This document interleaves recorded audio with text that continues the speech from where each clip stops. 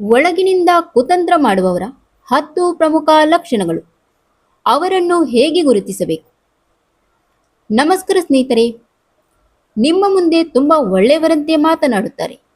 ನಿಮ್ಮ ಸಮಸ್ಯೆಯನ್ನು ಕೇಳುತ್ತಾರೆ. ನಿಮ್ಮ ಜೊತೆ ನಗುತ್ತಾರೆ. ಆದರೆ ನೀವು ಅವರಿಂದ ದೂರ ಹೋದ ತಕ್ಷಣ ನಿಮ್ಮ ಬಗ್ಗೆ ಇರುವ ಅನಿಸಿಕೆ ಬೇರೆಯಾಗಿರುತ್ತದೆ. ಹಾಗಾದರೆ ಇವತ್ತಿನ ಈ ವಿಡಿಯೋವನ್ನು ಕೊನೆವರೆಗೂ ನೋಡಿ. ಯಾಕೆಂದರೆ ಕೆಲವು ವ್ಯಕ್ತಿಗಳು ತಮ್ಮ ಜೀವನದಲ್ಲಿ ಶತ್ರುಗಳಂತೆ ಬರುವುದಿಲ್ಲ. ಅವರು ಸ್ನೇಹಿತರಂತೆ, ಸಂಬಂಧಿಕರಂತೆ, ಹಿತೈಷಿಗಳಂತೆ ನಮ್ಮ ಹತ್ತಿರ ಬರುತ್ತಾರೆ. ಅವರ ಮಾತು ತುಂಬ ಸಿಹಿಯಾಗಿರಬಹುದು. ಅವರ ಮುಖದಲ್ಲಿ ಯಾವಾಗಲೂ ನಗು ಇರಬಹುದು. ಆದರೆ ಅವರ ಕೆಲವು ನಿರಂತರ ವರ್ತನೆಗಳು ಮಾತ್ರ ಅವರ ನಿಜವಾದ ಉದ್ದೇಶವನ್ನು ನಮಗೆ ಅರ್ಥ ಮಾಡಿಸಬಹುದು. ಆ ವರ್ತನೆಗಳು ಯಾವುದೆಂದು ಒಂದೊಂದಾಗಿ ನೋಡೋಣ.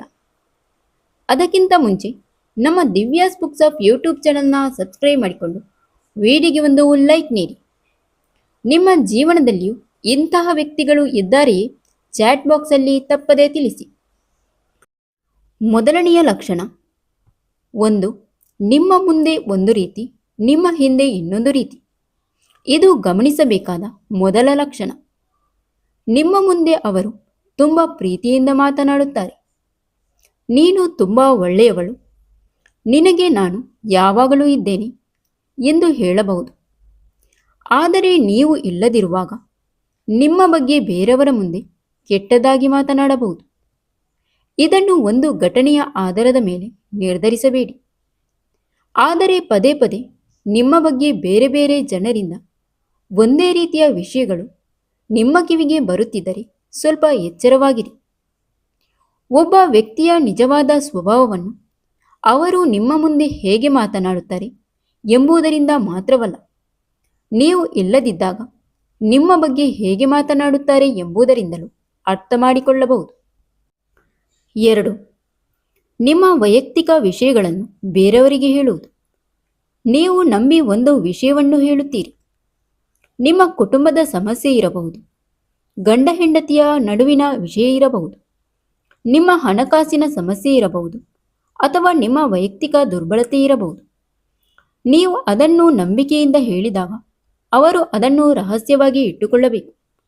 ಆದರೆ ಕೆಲವರು ಅದೇ ವಿಷಯವನ್ನು ಮತ್ತೊಬ್ಬರ ಬಳಿ ಹೇಳಿ, ಮತ್ತೆ ಇನ್ನೊಬ್ಬರ ಬಳಿ ಹೇಳಿ, ಕೊನೆಗೆ ಅದು ದೊಡ್ಡ ವಿಷಯವಾಗುತ್ತದೆ. ನೀವು ಯಾರನ್ನಾದರೂ ಎಷ್ಟು ಹತ್ತಿರದವರು ಎಂದುಕೊಂಡರೂ ನಿಮ್ಮ ಜೀವನದ ಪ್ರತಿಯೊಂದು ವಿಷಯವನ್ನು ಎಲ್ಲರಿಗೂ ಹೇಳುವ ಅಗತ್ಯವಿಲ್ಲ. ವೈಯಕ್ತಿಕ ವಿಷಯಗಳನ್ನು ಹಂಚಿಕೊಳ್ಳುವ ಮೊದಲು ಆ ವ್ಯಕ್ತಿ ನಿಮ್ಮ ನಂಬಿಕೆಯನ್ನು ಹಿಂದೆಯೂ ಕಾಪಾಡಿದ್ದಾರೆ ಎಂದು ನೋಡಿ. 3. ಇಬ್ಬರ ನಡುವೆ ತಪ್ಪು ತಿಳುವಳಿಕೆ ಉಂಟು ಮಾಡುವುದು. ಇದು ಬಹಳ ಸೂಕ್ಷ್ಮವಾದ ವರ್ತನೆ. ಒಬ್ಬ ವ್ಯಕ್ತಿಯ ಬಳಿ ಹೋಗಿ ಅವರು ನಿಮ್ಮ ಬಗ್ಗೆ ಹೀಗೆ ಹೇಳಿದರು ಎಂದು ಹೇಳುತ್ತಾರೆ. ಮತ್ತೊಬ್ಬರ ಬಳಿ ಹೋಗಿ ಅವರು ನಿಮ್ಮ ಬಗ್ಗೆ ಬೇರೆ ರೀತಿಯಲ್ಲಿ ಮಾತನಾಡಿದರು ಎಂದು ಹೇಳುತ್ತಾರೆ. ಆದರೆ ನಿಜವಾಗಿ ಆ ಇಬ್ಬರು ಹಾಗೆ ಹೇಳದೇ ಇರಬಹುದು. ಇದರ ಪರಿಣಾಮ ಏನಾಗುತ್ತದೆ? ಇಬ್ಬರ ನಡುವೆ ಜಗಳ ಶುರುವಾಗುತ್ತದೆ. ಒಬ್ಬರ ಮೇಲೆ ಒಬ್ಬರಿಗೆ ಅನುಮಾನ ಬರುತ್ತದೆ. ಆದರೆ ಮಧ್ಯದಲ್ಲಿ ಈ ಮಾತುಗಳನ್ನು ಸಾಗಿಸಿದ ವ್ಯಕ್ತಿ ಮಾತ್ರ ಹೊರಗೆ ಒಳ್ಳೆಯವರಂತೆ ಕಾಣುತ್ತಾರೆ. ಆದ್ದರಿಂದ ಯಾರಾದರೂ ನಿಮ್ಮ ಬಳಿ ಮತ್ತೊಬ್ಬರ ಬಗ್ಗೆ ಏನಾದರೂ ಹೇಳಿದಾಗ ತಕ್ಷಣ ನಂಬಬೇಡಿ. 4. ನಿಮ್ಮ ಯಶಸ್ಸನ್ನು ಸಹಿಸಿಕೊಳ್ಳಲು ಸಾಧ್ಯವಾಗದಿರುವುದು. ನೀವು ಏನಾದರೂ ಸಾಧಿಸಿದಾಗ ನಿಜವಾದ ಹಿತೈಷಿ ನಿಮ್ಮ ಸಂತೋಷದಲ್ಲಿ ಸಂತೋಷಪಡುತ್ತಾರೆ. ಆದರೆ ಕೆಲವರು ನಿಮ್ಮ ಯಶಸ್ಸನ್ನು ನೋಡಿ ತಕ್ಷಣ ನಿಮ್ಮ ಸಾಧನೆಯನ್ನು ಕಡಿಮೆ ಮಾಡುವ ಮಾತುಗಳನ್ನು ಆಡಬಹುದು. ಅದರಲ್ಲಿ ಏನು ದೊಡ್ಡದು? ಅದೃಷ್ಟದಿಂದ ಸಿಕ್ಕಿರಬೇಕು. ಅದು ಹೆಚ್ಚು ದಿನ ನಡೆಯುವುದಿಲ್ಲ. ನೋಡೋಣ ಮುಂದೆ ಏನಾಗುತ್ತದೆ. ಇಂತಹ ಮಾತುಗಳು ಪದೇ ಪದೇ ಬರುತ್ತಿದ್ದರೆ ಗಮನಿಸಿ. ಅವರಿಗೆ ನಿಮ್ಮ ಯಶಸ್ಸಿನ ಬಗ್ಗೆ ಸಂತೋಷವಿಲ್ಲದಿರಬಹುದು. ಆದರೆ ಇದನ್ನು ಒಂದು ಮಾತಿನಿಂದ ತೀರ್ಮಾನಿಸಬೇಡಿ. ಒಬ್ಬ ವ್ಯಕ್ತಿ ನಿರಂತರವಾಗಿ ನಿಮ್ಮ ಬೆಳವಣಿಗೆಯನ್ನು ಕಡಿಮೆ ಮಾಡಿ ಮಾತನಾಡುತ್ತಿದ್ದಾನೆಯೇ ಎಂಬುದನ್ನು ಗಮನಿಸಿ. 5. ನಿಮ್ಮ ತಪ್ಪನ್ನು ದೊಡ್ಡದಾಗಿ ಮಾಡಿ ತೋರಿಸುವುದು. ನೀವು 10 ಒಳ್ಳೆಯ ಕೆಲಸ ಮಾಡಿದರೂ ಅವರು ಮಾತನಾಡುವುದು ಒಂದೇ ತಪ್ಪಿನ ಬಗ್ಗೆ. ನೀವು ಮಾಡಿದ ಒಳ್ಳೆಯ ಕೆಲಸವನ್ನು ಗುರುತಿಸುವುದಿಲ್ಲ. ಆದರೆ ನೀವು ಮಾಡಿದ ಸಣ್ಣ ತಪ್ಪನ್ನೇ ಎಲ್ಲರ ಮುಂದೆ ಹೇಳುತ್ತಾರೆ. ಅವಳು ಯಾವಾಗಲೂ ಹೀಗೆ, ಅವಳಿಂದ ಏನೂ ಸರಿಯಾಗಿ ಆಗುವುದಿಲ್ಲ ಎಂದು ವಾದ ಮಾಡುತ್ತಾರೆ. ಇದು ನಿಮ್ಮ ಆತ್ಮವಿಶ್ವಾಸವನ್ನು ನಿಧಾನವಾಗಿ ಕಡಿಮೆ ಮಾಡಬಹುದು. ಆದ್ದರಿಂದ ಯಾರಾದರೂ ನಿಮ್ಮ ತಪ್ಪನ್ನು ತೋರಿಸಿದರೆ ಅವರು ಕೆಟ್ಟವರು ಎಂದು ತಕ್ಷಣ ಭಾವಿಸಬೇಡಿ. ತಪ್ಪನ್ನು ಸರಿಪಡಿಸಲು ಹೇಳುವವರಿಗೂ ನಿಮ್ಮನ್ನು ಕೆಳಗೆ ಇಳಿಸಲು ಪದೇ ಪದೇ ತಪ್ಪನ್ನು ಬಳಸುವವರಿಗೂ ವ್ಯತ್ಯಾಸವಿದೆ. 6. ಸಹಾಯ ಮಾಡುವಂತೆ ಕಾಣಿಸಿ ಕೊನೆಯಲ್ಲಿ ತಮ್ಮ ಲಾಭ ನೋಡಿಕೊಳ್ಳುವುದು. ಕೆಲವರು ಸಹಾಯ ಮಾಡುವಾಗಲೂ ಅದರ ಹಿಂದೆ ಯಾವುದಾದರೂ ನಿರೀಕ್ಷೆ ಇಟ್ಟುಕೊಂಡಿರಬಹುದು. ಅವರು ಮಾಡಿದ ಸಹಾಯವನ್ನು ಮತ್ತೆ ಮತ್ತೆ ನೆನಪಿಸುತ್ತಾರೆ. ನಾನು ನಿನಗಾಗಿ ಇಷ್ಟೆಲ್ಲ ಮಾಡಿದ್ದೇನೆ ಎಂದು ಹೇಳಿ ನಿಮ್ಮ ಮೇಲೆ ಒತ್ತಡ ತರುತ್ತಾರೆ. ಅಥವಾ ನಿಮಗೆ ಸಹಾಯ ಮಾಡಿದ ನಂತರ ನಿಮ್ಮಿಂದ ಯಾವುದಾದರೂ ಕೆಲಸ ಮಾಡಿಸಿಕೊಳ್ಳುತ್ತಾರೆ. ಇಲ್ಲಿ ಸಹ ಒಂದು ಮುಖ್ಯ ವಿಷಯ ಇದೆ. ಪ್ರತಿಯೊಂದು ಸಹಾಯದ ಹಿಂದೆ ಕುತಂತ್ರ ಇದೆ ಎಂದು ಭಾವಿಸುವುದು ಸರಿಯಲ್ಲ. ಆದರೆ ಸಹಾಯವನ್ನು ನಿಮ್ಮ ಮೇಲೆ ನಿಯಂತ್ರಣ ಸಾಧಿಸಲು ಬಳಸುತ್ತಿದ್ದಾರೆ ಎಂದು ಗಮನಿಸಿ. 7. ನಿಮ್ಮ ನಿರ್ಧಾರಗಳ ಬಗ್ಗೆ ಸದಾ ಅನುಮಾನ ಹುಟ್ಟಿಸುವುದು. ನೀವು ಯಾವುದಾದರೂ ಒಳ್ಳೆಯ ನಿರ್ಧಾರ ತೆಗೆದುಕೊಂಡಾಗ ನೀನು ಅದನ್ನು ಮಾಡಲು ಸಾಧ್ಯವೇ? ಇದು ನಿನ್ನಿಂದ ಆಗುವುದಿಲ್ಲ. ನೀನು ತಪ್ಪು ಮಾಡುತ್ತಿದ್ದೀಯಾ? ನನ್ನ ಮಾತು ಕೇಳದಿದ್ದರೆ ನಂತರ ಪಶ್ಚಾತ್ತಾಪ ಪಡುತ್ತೀಯಾ ಎಂದು ಪದೇ ಪದೇ ಹೇಳಬಹುದು. ಒಮ್ಮೆ ಸಲಹೆ ನೀಡುವುದು ತಪ್ಪಲ್ಲ. ಆದರೆ ಪ್ರತಿಯೊಂದು ನಿರ್ಧಾರದಲ್ಲೂ ನಿಮ್ಮ ಆತ್ಮವಿಶ್ವಾಸವನ್ನು ಕಡಿಮೆ ಮಾಡುವುದು ಆರೋಗ್ಯಕರ ಸಂಬಂಧದ ಲಕ್ಷಣವಲ್ಲ. ಒಳ್ಳೆಯ ಸಲಹೆ ನಿಮ್ಮನ್ನು ಯೋಚಿಸುವಂತೆ ಮಾಡುತ್ತದೆ.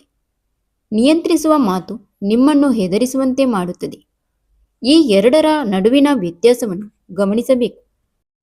8. ಎಲ್ಲರ ಮುಂದೆ ಬೇರೆ ಬೇರೆ ಮುಖ.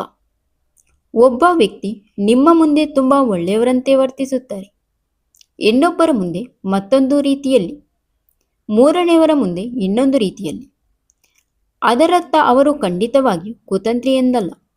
ಕೆಲವರು ಪರಿಸ್ಥಿತಿಗೆ ತಕ್ಕಂತೆ ಮಾತನಾಡುತ್ತಾರೆ, ಆದರೆ ಅವರ ಮಾತುಗಳಲ್ಲಿ ನಿರಂತರವಾಗಿ ವಿರೋಧಾಭಾಸ ಕಂಡುಬಂದರೆ ಅವರು ಯಾರ ಮುಂದೆ ಏನು ಹೇಳುತ್ತಿದ್ದಾರೆ ಎಂಬುದನ್ನು ಗಮನಿಸಿ. ಮಾತಿಗಿಂತ ಅವರ ನಡೆ ನಿರಂತರವಾಗಿ ಹೇಗಿದೆ ಎಂಬುದೇ ಮುಖ್ಯ. 9. ಜವಾಬ್ದಾರಿ ಬಂದಾಗ ತಪ್ಪನ್ನು ಮತ್ತೊಬ್ಬರ ಮೇಲೆ ಹಾಕುವುದು. ತಪ್ಪು ಮಾಡಿದಾಗ ಒಪ್ಪಿಕೊಳ್ಳುವುದು ಒಳ್ಳೆಯ ಗುಣ.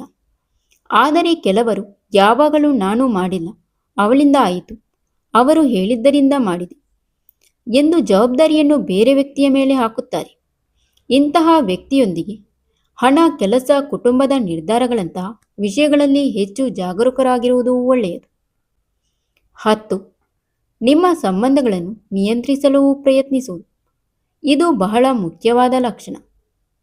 ನೀವು ಯಾರೊಂದಿಗೆ ಮಾತನಾಡಬೇಕು, ಯಾರನ್ನು ನಂಬಬೇಕು, ಯಾರೊಂದಿಗೆ ಇರಬಾರದು, ಯಾರ ಮಾತು ಕೇಳಬೇಕು ಎಂಬುದನ್ನೆಲ್ಲ ಮತ್ತೊಬ್ಬರು ನಿರ್ಧರಿಸಲು ಪ್ರಯತ್ನಿಸುತ್ತಿದ್ದರೆ ಅದು ಆರೋಗ್ಯಕರವಾಗಿದೆಯೇ ಎಂದು ಯೋಚಿಸಬೇಕು. ಮೊದಲು ಅವರ ವರ್ತನೆ ನಿರಂತರವಾಗಿದೆಯೇ? ನಿಮ್ಮ ಸ್ವಾತಂತ್ರ್ಯಕ್ಕೆ ಅಡ್ಡಿಯಾಗುತ್ತಿದೆಯೇ? ನಿಮ್ಮ ಸಂಬಂಧಗಳಲ್ಲಿ ತಪ್ಪು ತಿಳುವಳಿಕೆ ಉಂಟಾಗುತ್ತಿದೆಯೇ ಎಂಬುದನ್ನು ಗಮನಿಸಿ. ಸ್ನೇಹಿತರೆ, ಇಂತಹ ವರ್ತನೆಯಿರುವ ವ್ಯಕ್ತಿಯನ್ನು ಹೇಗೆ ಎದುರಿಸಬೇಕು ಎಂದರೆ, ಮೊದಲನೆಯದು, ನಿಮ್ಮ ವೈಯಕ್ತಿಕ ವಿಷಯಗಳನ್ನು ಕಡಿಮೆ ಹಂಚಿಕೊಳ್ಳಿ. ನಿಮ್ಮ ಎಲ್ಲ ಸಮಸ್ಯೆಗಳನ್ನು ಎಲ್ಲರಿಗೂ ಹೇಳಬೇಡಿ. ಎರಡನೆಯದು, ತಕ್ಷಣ ಪ್ರತಿಕ್ರಿಯೆ ಕೊಡಬೇಡಿ.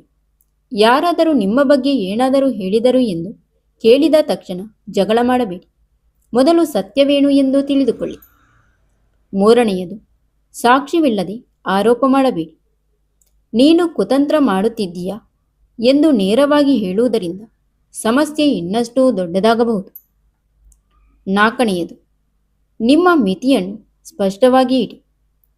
ಯಾರಾದರೂ ನಿಮ್ಮ ವೈಯಕ್ತಿಕ ವಿಷಯದಲ್ಲಿ ಅತಿಯಾಗಿ ತಲೆ ಹಾಕಿದರೆ ಶಾಂತವಾಗಿ, ಇದು ನಿನ್ನ ವೈಯಕ್ತಿಕ ವಿಷಯ, ಇದರ ಬಗ್ಗೆ ನಾನು ಸ್ವತಃ ನಿರ್ಧಾರ ತೆಗೆದುಕೊಳ್ಳುತ್ತೇನೆ ಎಂದು ಹೇಳಬಹುದು.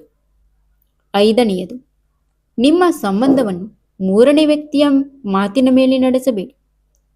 ಯಾರಾದರೂ ನಿಮ್ಮ ಗಂಡ, ಸ್ನೇಹಿತ ಅಥವಾ ಕುಟುಂಬದವರ ಬಗ್ಗೆ ಏನಾದರೂ ಹೇಳಿದರೆ ತಕ್ಷಣ ನಂಬಬೇಡಿ. ಸಾಧ್ಯವಾದರೆ ನೇರವಾಗಿ ಆ ವ್ಯಕ್ತಿಯೊಂದಿಗೆ ಮಾತನಾಡಿ. ಕೊನೆಯದಾಗಿ ಒಂದು ಬಹಳ ಮುಖ್ಯವಾದ ಮಾತು. ಕೆಲವೊಮ್ಮೆ ನಮಗೆ ಯಾರಾದರೂ ಕುತಂತ್ರ ಮಾಡುತ್ತಿದ್ದಾರೆ ಎಂದು ಅನಿಸುತ್ತದೆ. ಆದರೆ ನಿಜವಾಗಿ ಅವರು ಹೇಗೆ ಮಾಡುತ್ತಿದ್ದಾರೆ ಅಥವಾ ಅವರ ವರ್ತನೆಯನ್ನು ನಾವು ತಪ್ಪಾಗಿ ಅರ್ಥ ಮಾಡಿಕೊಳ್ಳುತ್ತಿದ್ದೇವೆ ಎಂಬುದನ್ನು ಪರಿಶೀಲಿಸಬೇಕು. ಆದ್ದರಿಂದ ಒಂದು ಮಾತು, ಒಂದು ಘಟನೆ ಅಥವಾ ಒಂದು ತಪ್ಪಿನ ಆಧಾರದ ಮೇಲೆ ಯಾರನ್ನೂ ತೀರ್ಮಾನಿಸಬೇಡಿ. ಪದೇ ಪದೇ ನಡೆಯುವ ವರ್ತನೆಯನ್ನು ಗಮನಿಸಿ. ಯಾರಾದರೂ ನಿಮ್ಮ ಮನಸ್ಸಿಗೆ ನೋವು ಕೊಡುತ್ತಿದ್ದರೆ ಪ್ರತೀಕಾರ ಮಾಡಬೇಡಿ, ಅವರಂತೆಯೇ ಆಗಬೇಡಿ. ನಿಮ್ಮ ಮಿತಿಯನ್ನು ಇಡಿ. ನಿಮ್ಮ ವೈಯಕ್ತಿಕ ವಿಷಯಗಳನ್ನು ಕಾಪಾಡಿಕೊಳ್ಳಿ. ನಿಮ್ಮ ಆತ್ಮವಿಶ್ವಾಸವನ್ನು ಕಾಪಾಡಿಕೊಳ್ಳಿ. ಒಂದು ಮುಖ್ಯ ವಿಷಯ, ಎಲ್ಲರನ್ನೂ ನಂಬಬೇಕು ಎಂದಿಲ್ಲ, ಎಲ್ಲರನ್ನೂ ಅನುಮಾನಿಸಬೇಕು ಎಂದೂ ಇಲ್ಲ. ಯಾರನ್ನು ಎಷ್ಟು ನಂಬಬೇಕು ಎಂಬುದನ್ನು ಅವರ ನಿರಂತರ ನಡೆನುಡಿಗಳ ಆಧಾರದ ಮೇಲೆ ನಿರ್ಧರಿಸುವುದೇ ಬುದ್ಧಿವಂತಿಕೆ.